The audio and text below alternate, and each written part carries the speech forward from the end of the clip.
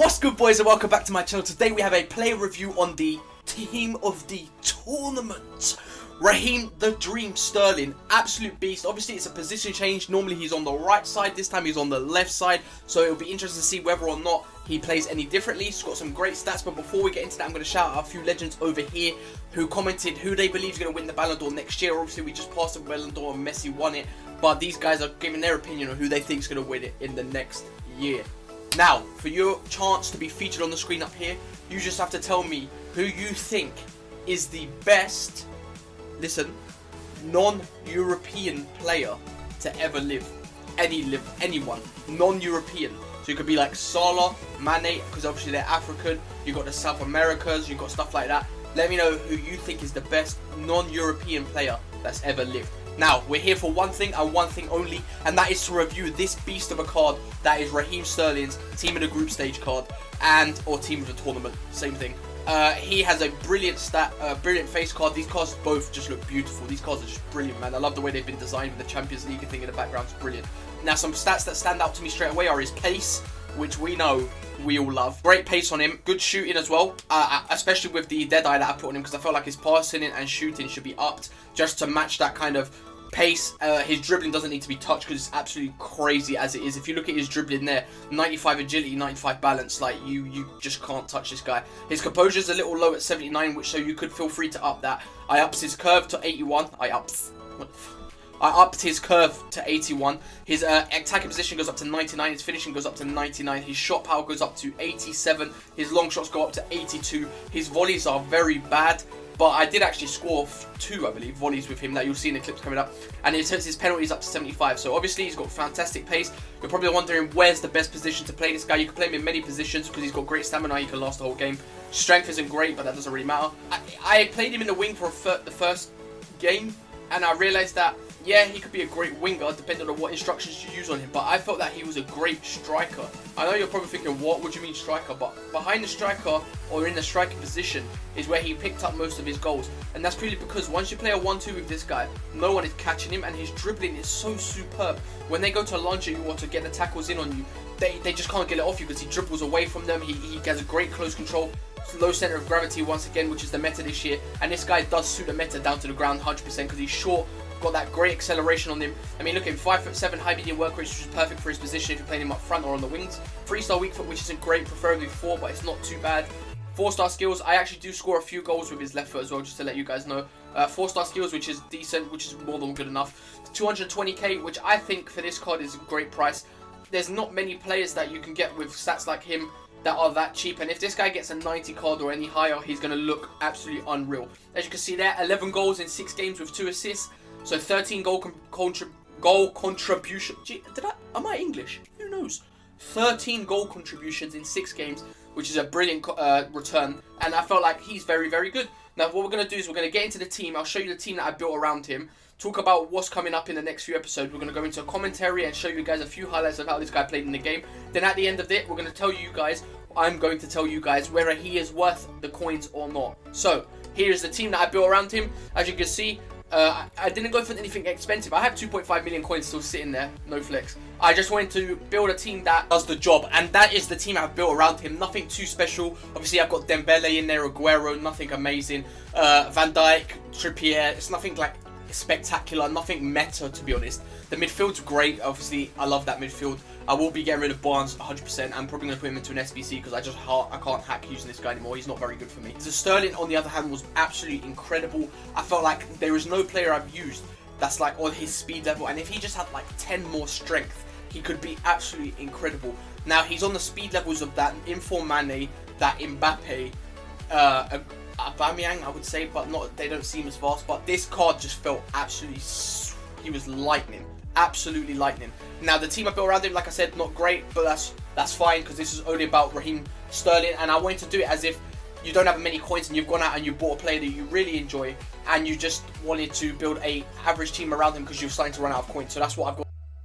You're probably wondering why this is a concept squad, and that purely is because on the bench you can see I have 3 players here of which I will be reviewing. I have Heung-min Son coming out tomorrow, then the following 2 days it will be either one of these 2, and then obviously the next day will be the other one. So that's how I'll be doing it. So if you're looking forward to those, make sure to smash the like button. But yeah, this is the team that we've been running so far, and it was fantastic. So I'm going to get into some gameplay now, some commentary, and I'm going to commentate over this team and show you what Raheem Sterling can do. But remember, make sure to subscribe if you're new around here, like the video, and comment down below your favourite non-European player that's ever played. Who you think is the best one that's never played? Like Maradona, Pele, you got Mane, Salah, let it be whoever you want. Let's see what we got down below. Now, let's move into the commentary.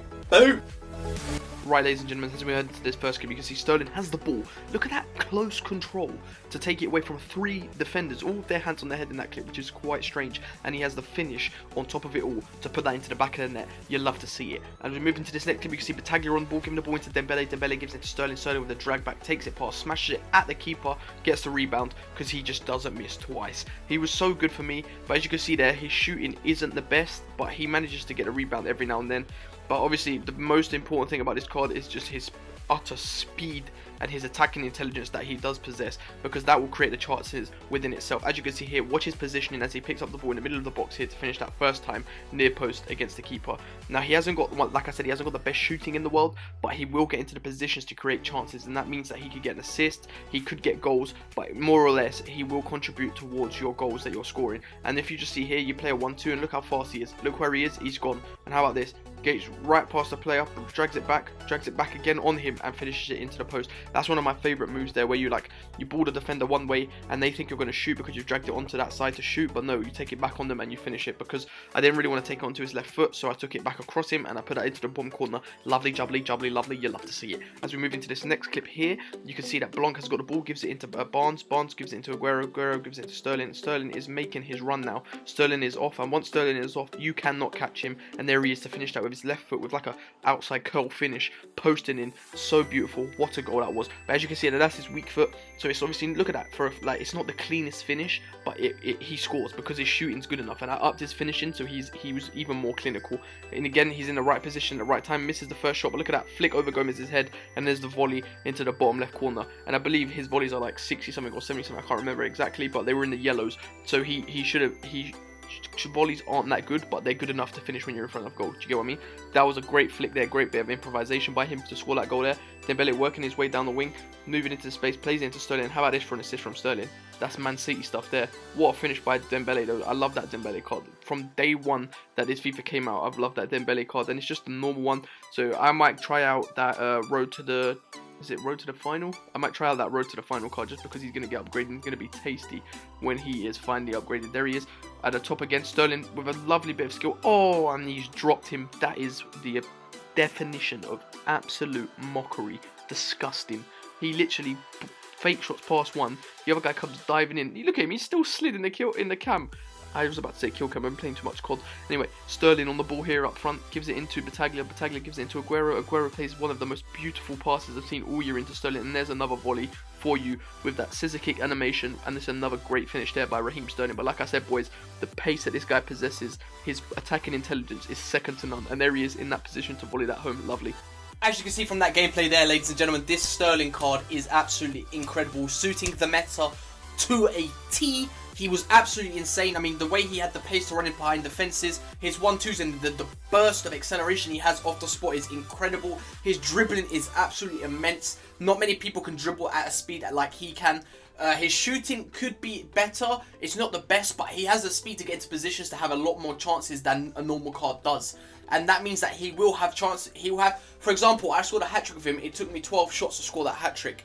But because he created so many chances and created the space for himself, he was able to apply the finishes that get me the goals that most players can't. So there's not many people that can get in behind defenses as fast as this guy. And for 220k, you're not really looking at someone that's expensive. So in today's Is He Worth It, I am going to say that this Raheem, the Dream Sterling, is definitely worth that 220k. There's not many players you can get with the kind of speed that this guy possesses and attacking intelligence that he possesses for this price. 200k at this point in the game is kind of a bargain, I'm not going to lie to you guys. For someone that's 89 rated with 94 pace, similar to when I reviewed Lewandowski yesterday, where that has 92 rating and he's only 200 or so k, I think that's absolutely ridiculous. I think that's such a good price, such a good bargain, and it gives people an opportunity to try some of the high-end players for a lot cheaper. Now tomorrow I'll be trying out someone a lot more expensive in Heung-min Son, but let's see if Sterling is any good, because I will be keeping this Sterling card around. I know it's going to be like, how are you going to put Sterling and Son in the same team? Don't worry about that. I've got this. And this is just one of the best cards for the price that you can get him. I mean, if he drops below 200k,